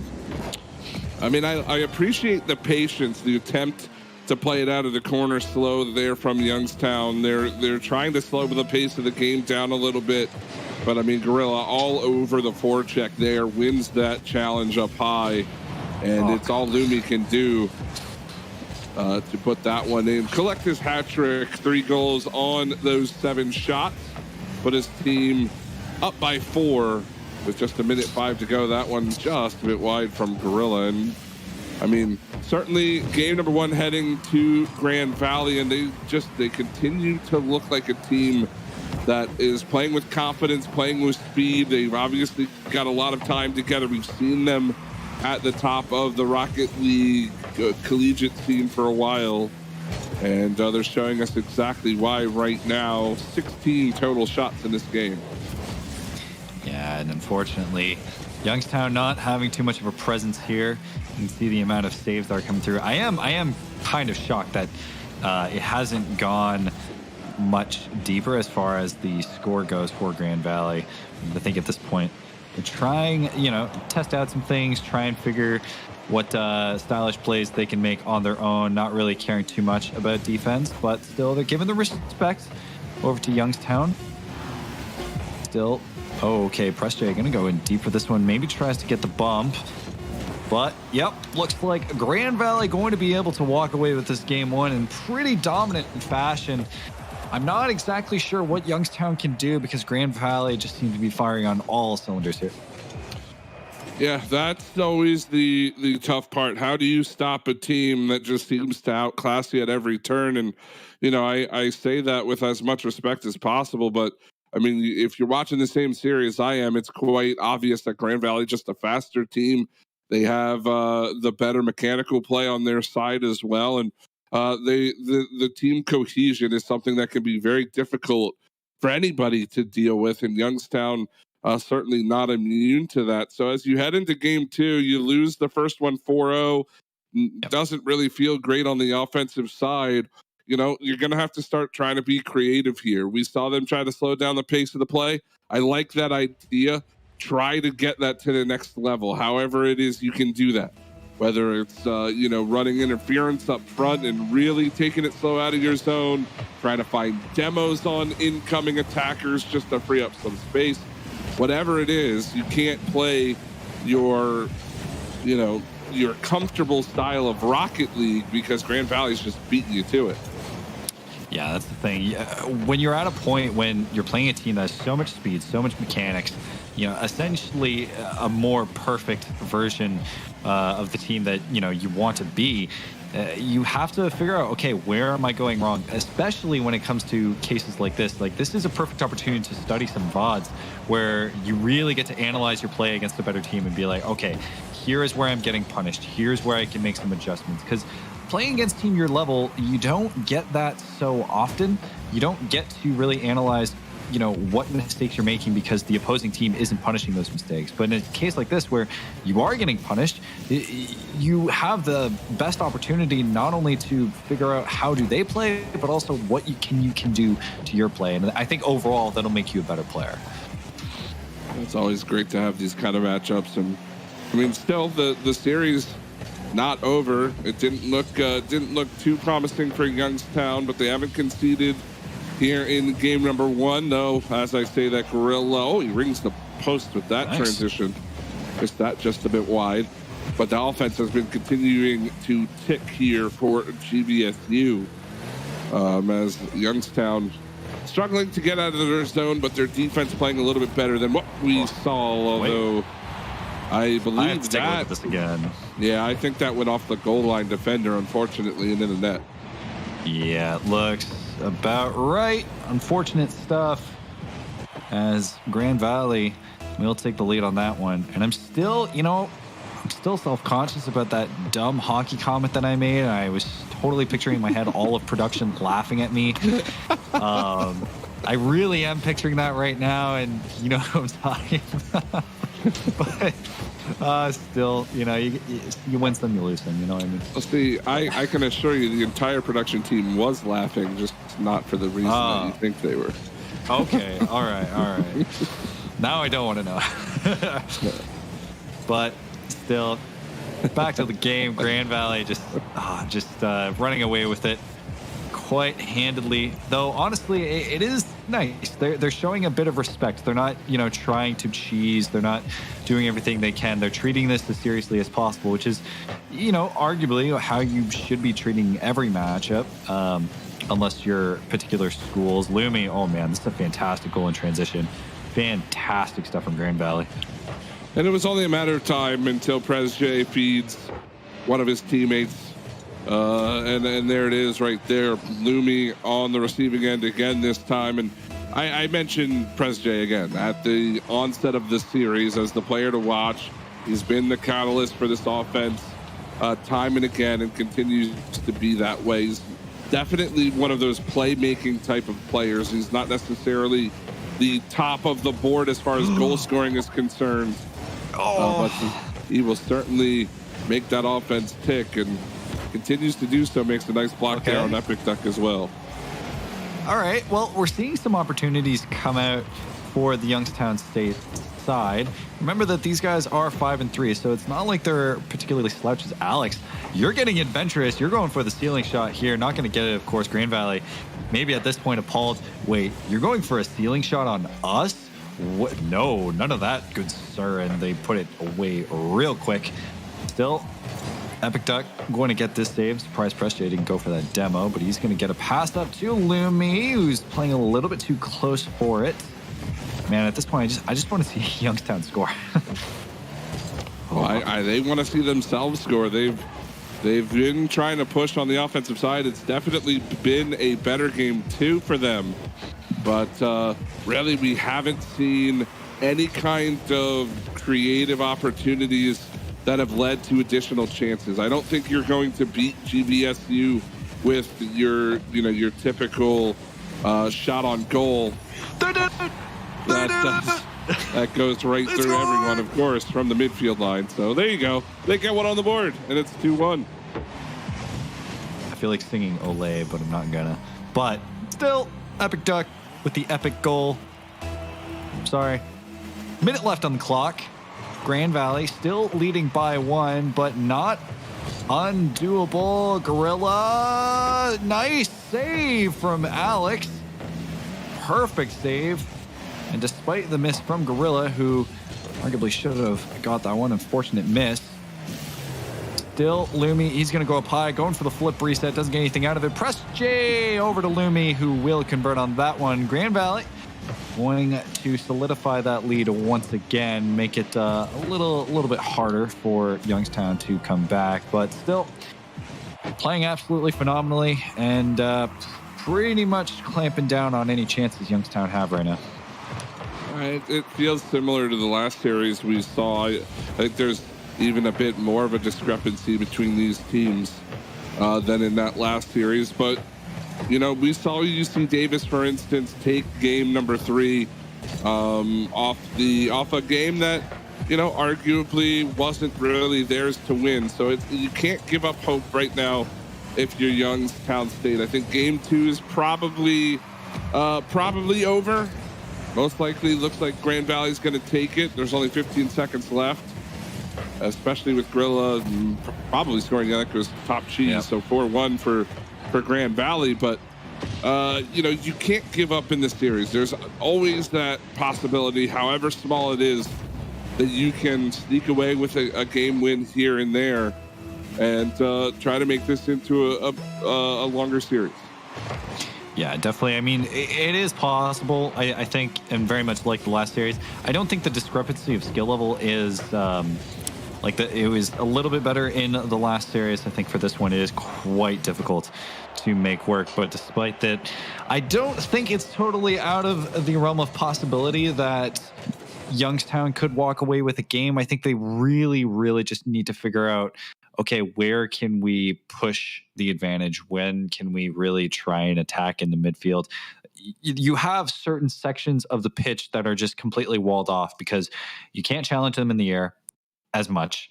You can't really challenge them as much on the wall because they'll play around you. And you can't challenge them so much in transition because they're faster than you.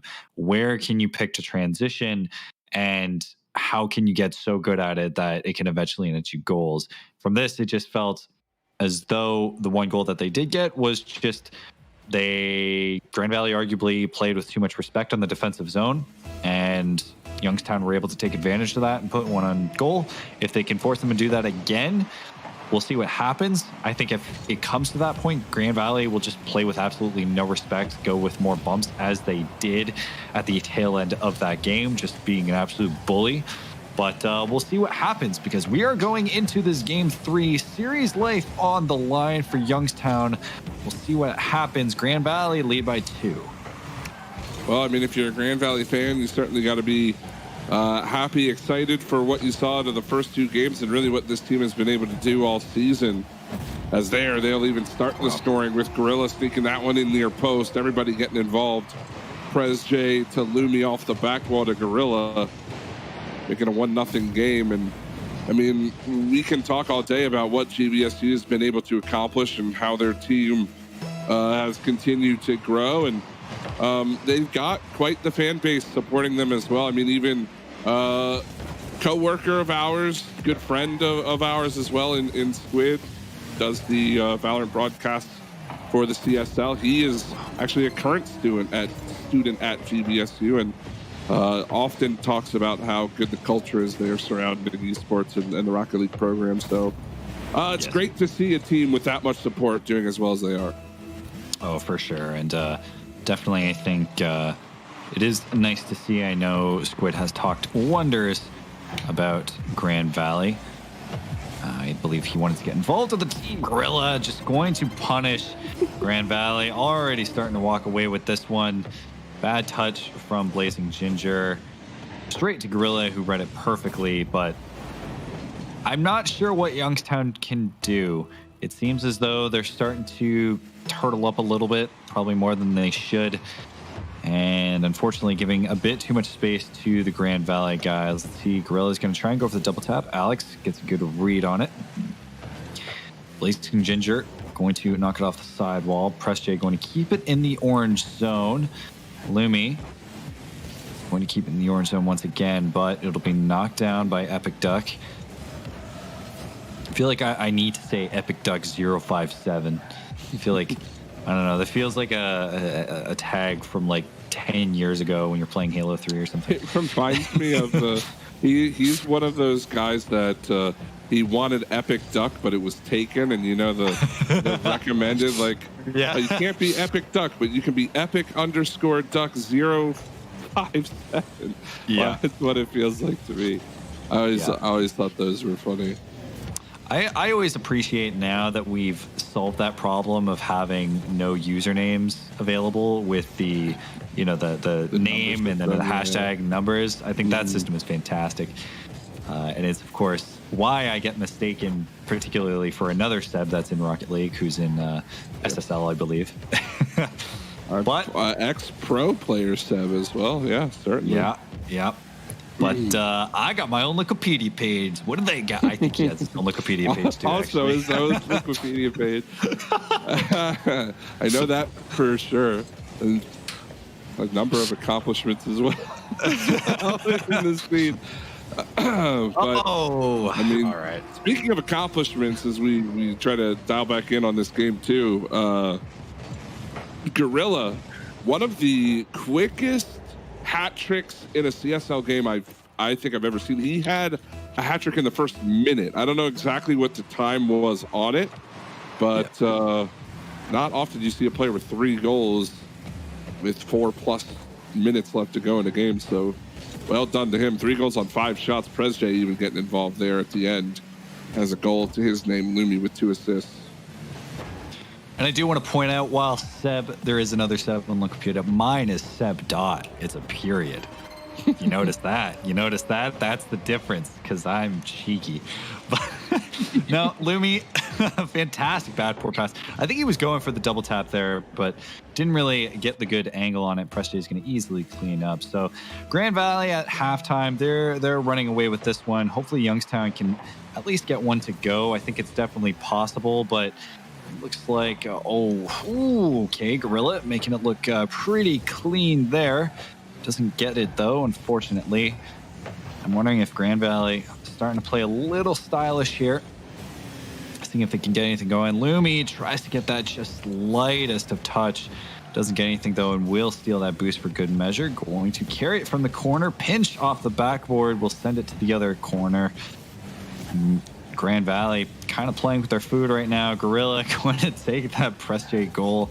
Perfect opportunity for him, but I'm wondering, Youngstown, especially, I know I've been in these situations where you're just getting completely thrashed, and it can be extremely demoralizing, and I really hope they don't walk away too demoralized, because I think there's a lot to learn here, to an extent. Unless you're getting disrespected, then there's not so much to learn from that, but I hope that they can walk at this and take some good lessons from this series. Yeah, I mean, this is always the opportunity. This is one of the better opportunities that these leagues provide. I mean, we talk about it. These happen sometimes, right? We've been pretty lucky this season, I will say, with a lot of series we've had on broadcast have been relatively close.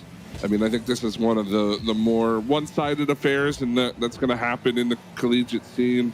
But these are learning opportunities, and you hope that if Youngstown does have a coach, I'm assuming they have somebody who advises them in some capacity, that they take this game and this broadcast and they learn from it, because there is quite a lot to learn, and this is one of the best opportunities to get some of that firsthand experience against teams that have been there, done that before in the highest level of the collegiate Rocket League community. But certainly not the worst performance, or the worst discrepancy between teams I've ever seen, and a lot of room to grow for Youngstown State, even though Grand Valley walks away with this one pretty easily. Yeah, I think Grand Valley, they very much the better team in this sense, definitely deserving of that now 9-0 record, which of course they will be continuing with that undefeated streak. And as the league goes on, there's beginning to see less and less of those. So I think they will be absolutely making themselves a contender coming into the playoffs, playing absolutely clutch all the way through. And I think I'm really excited to see what they do. I think they can really do pretty well. We'll see, obviously, against the likes of Northwood and whatnot. But I think from this performance, you can really see where the offense shines. Maybe not so much the defense, but you can only take so much from a series like this where they're just not being challenged to their maximum potential. But regardless, I do hope that. Excuse me. Oh my lord. Youngstown, excuse me, I totally brain farted. Excuse me. Youngstown will be able to, at least take some lessons from this. That's what I hope for any team that has to go through a series like this. They don't get demotivated, that they continue to improve, that they continue to try and learn so that you can really elevate yourself for either the next time you play them or for your next match, even, of course, which, will be happening soon. So Youngstown, shout out to really staying in the fight, but Grand Valley, just too strong.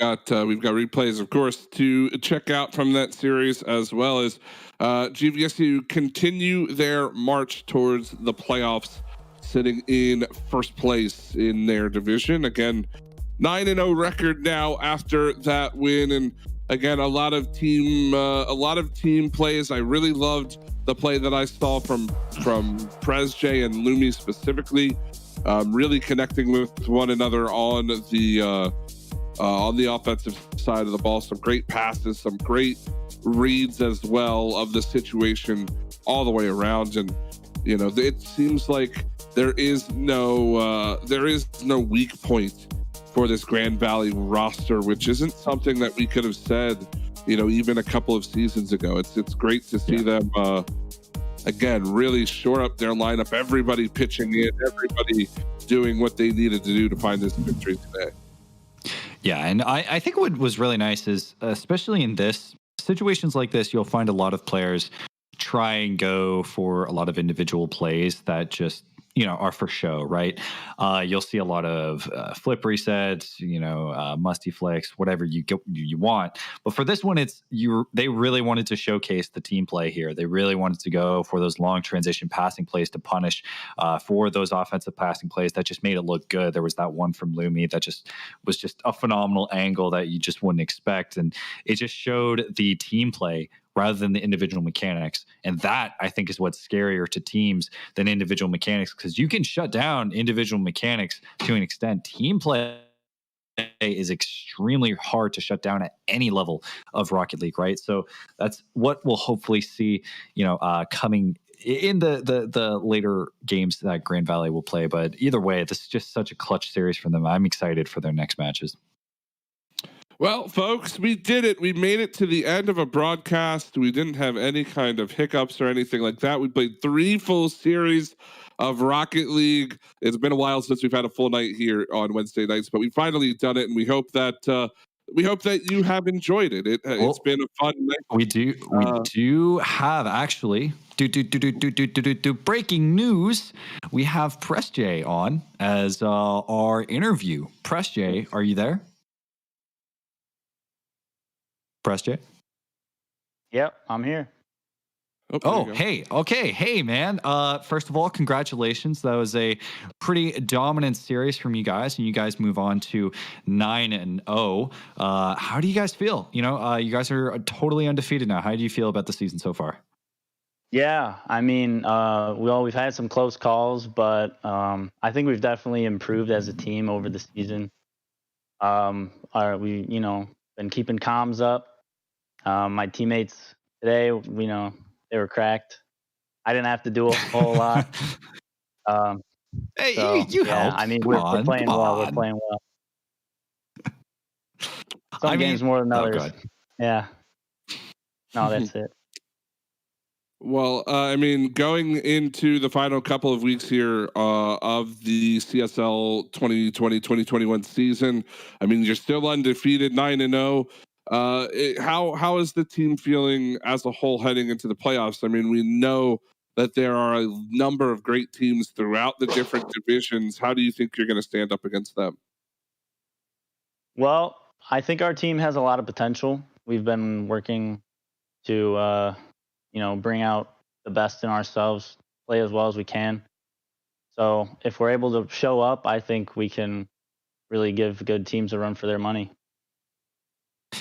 Now, there's a lot of heavy hitters that are in CSL this season. Now that you've gotten a good range of matchups under your belt, is there any team that you would want to particularly gun for either in the playoffs or later this season? Oh boy, I don't know. Anyone that's in CRL really, because we've been missing the cut for a few seasons now. Just, we get close, but not quite. So yeah. With this team and the practice we've been doing, I think I'd be down to play any CRL team, see how we do. Well, again, we congratulate you on your 9-0 record moving forward, and we did talk about kind of the culture there at GVSU, and just wanted to kind of hear it from you. How are things with Grand Valley State as far as esports are concerned, Rocket League is concerned? I mean, what is the program like there? I know that it's grown over the past few years. Well, yeah, and that's all thanks to our club. We haven't had a whole lot of help from the school, to be honest. We're all just a club team. Everything we do is the student body. Just put it together for anyone who's interested in esports. So I'm the Rocket League guy at GV, and that's about it. We're hoping we can get a program started soon, though, for sure, so we can maybe get some recruiting going, because Grand Valley has a lot of potential. But we don't really have the support, so we're doing the best we can for now. Oh, well, Jeff did disconnect, but I do agree. As someone who has also gone through that fight personally, I know how difficult it can be, especially when trying to convince an institution how successful collegiate esports can be. So I definitely agree with you. But either way, congratulations on your win. I hope all the success. You guys are a very, very, very fun team to watch, and I hope I get to cast way more of your games. Thank you so much, man. Yeah, thank you. Have a good one. Thanks, Jeff. Well, my Discord crashed there like halfway through his answer, but I mean, it sounds about what I expected. Again, it can be tough at some of these universities to get the actual school on board, but with how much support the esports program or I guess I should call it the esports club is generating there, it feels like it's only a matter of time, and we wish them the best. Again, it's great to see what these teams have accomplished just on their own, right? I mean, right. You've got some schools that are full into it, some schools that these teams are struggling, but it's great to see GVSU still doing battle and looking good, and it's awesome always to get to talk to Pres J and get an update there. So yeah, sorry about the little technical difficulties, but I mean, I hope that everybody has enjoyed it. Again, it's been the first long day of ours in a while. I know that I enjoyed being on the broadcast tab. I hope you have enjoyed it with me. And then let's just take a quick look at that schedule to see what's upcoming for the rest of the week, so you all have an idea of what's coming up. Of course, today, Wednesday, Rocket League. We've got Thursday, CSGO tomorrow. Valorant rounds out the week on Friday, and then to start your week, Dota 2 and League of Legends on Monday and Tuesday. And y'all better be right back here next Wednesday for the penultimate week of this season. Of course, before we head on into the playoffs, things like that we start at 9 p.m. Eastern, as you can see right there on your screen. Check our website, cslesports.gg. Follow us on Twitter, CSL Esports GG there. So, folks, that's going to do it for us. I want to thank our sponsors once more. HyperX and Twitch Student, of course, our newest sponsor in Zaxby's. You've heard it from us all night long. Make sure you check out their app. Download it on whichever mobile platform you use, whether it's Play Store, iOS, anything like that. Go to Zaxby's.com and check out all of their famous chicken sandwiches, salads. No cottage cheese for Seb, but make sure you check them out. We thank them so very much for everything that they have done and continue to do for the CSL. But until next week, I have been Hunted. My co-caster in crime has been Seb. Hope you have enjoyed.